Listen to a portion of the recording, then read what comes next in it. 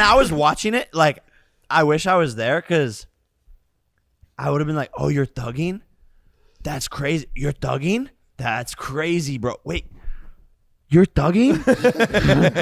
That's crazy. I would have smacked the shit out of him. No, you wouldn't have. I probably would have. I'll tell you why you wouldn't have. I probably would have. know you wouldn't. No, because, bro, you wouldn't. I don't get mad when people say anything to me. If I'm in altercation, you can't rile me up. But if someone goes at my friend 100%. or my brother or any of my loved ones, I will slap the fucking shit out of you. I can relate to that so much. So fucking much.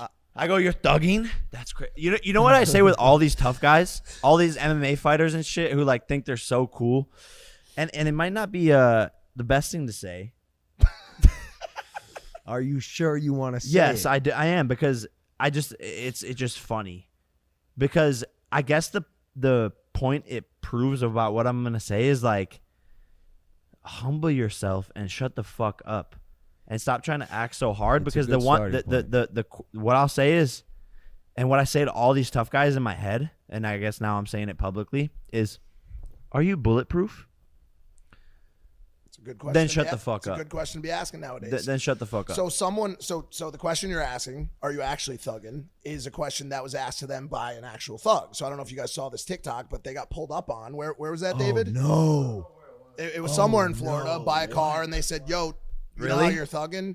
We're actually thugging. And when you come to this neighborhood, you ask first. You have to check in.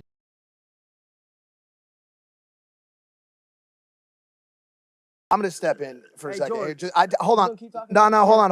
No, This is hold a on. podcast. No, Here, I'll move it for you. I was giving you nice advice, bro. I agree with that. Did I say anything mean? You fucked up, George. Take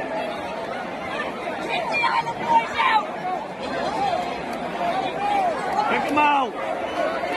Take him out! Get him out! Get him the fuck out! Get him out! Get them out!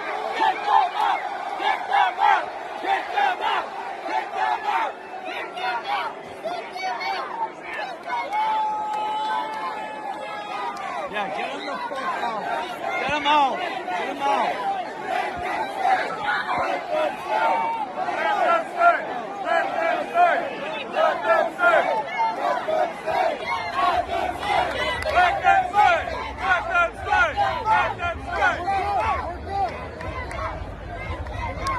People kind of understand what was going on, but I want people to understand that me and my brother are not out to clout chase or to pick fights or to bully people. We're not those type of people. We're actually good-hearted, like, you know, young 20-year-olds.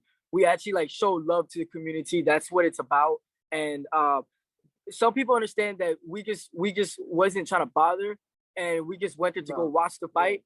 So I just want people to understand that we just come from a positive standpoint, not a negative. Yeah, we didn't go there to fight with no. I didn't think that it was gonna be so. I didn't think it was gonna be so much tension when we went there. So I want people to understand that yeah. At the end of the day, you know, we're just trying to. We want to be positive role models. You know, we have a lot of kids watching and stuff like that. So with the people that, you know, there's of course gonna be grown men that want to hate on young kids like us. You know what I'm saying? That's something that gets affected. Like I said, we're not perfect. So I want people to understand, like, we're going to try our best not to, like, you know, fight with people in public like that, because it gets in blogs and gets known. So we just want to be positive. That's it, man. We want to have a good time and have fun. A lot of kids and a lot of people really loved us. Yeah. They wanted pictures. There was a lot of love.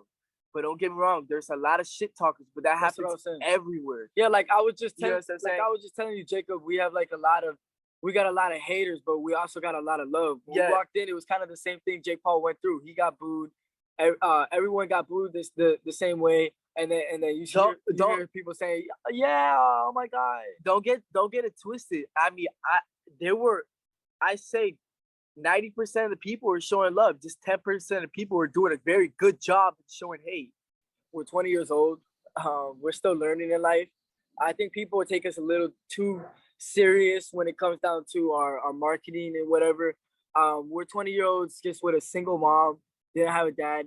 So to make it as far as we have, like we deserve like at least credit for it. You know what I mean? Like we started from nothing, from zero to where we at now.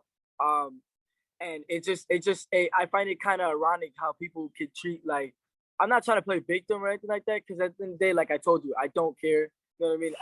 I'm still a grown man. I'm 20, right? But I'm still young. You know what I mean? I'm still learning. My brain has not developed. Yeah. So people are still not like, oh yeah, they're 20-year-olds, they're young, like young men, like they still, you know what I mean? Like they don't see it that way. They just take it like, oh, they're evil. This is, I'm just a youngin' trying to make it. Stop, man. You know for a fact that man won't fold me, man. Let's be positive though, man. On the positive note, man, it was gonna be a very good podcast, but someone had to ruin it by speaking nonsense. Who clowned me? Last time I checked, I'm the one that lashed out. Nobody clowned me. Last time I checked, me and my twin was the one to lash out. But man, all positive, man, all positivity. Let's stop being negative. Okay, but to you, this is the problem. Me and you are two different people. If someone's talking about your financials to you, it's not a problem for you. But if someone's talking about my financials, I don't want to hear it. You're not the one that's making me millions of dollars. I made millions of dollars myself. You know what I'm saying? It's just me doing it myself alone, you dig? Him, he ain't never made me no $1 million. He doesn't have to give me my financial advice. Tell me to sell my jewelry that I worked so hard for and I accomplished. I don't got to do that. Because I make money so I don't have to sell nothing. So he's wrong. He's incorrect. I have the right to feel any type of way. It's my opinion. If I didn't like it, I didn't like it. So that's why I walked off. You might you might think that he's right, but there's no right or wrong. It's how I felt. The podcast wasn't for you, it was for me. George legitimately has a higher net worth. I'm gonna say it respectfully in the most humble way as possible. I doubt he's making any new money like how Island Boys are. We are successful and happy in life. That's all cat, man. He's not making as much as us, man. And the twins are doing it. Let's just agree to disagree, my friend. I love having discussions with people I know I don't agree with and they don't agree with me. I also think that's the best place to have to challenge your ideas.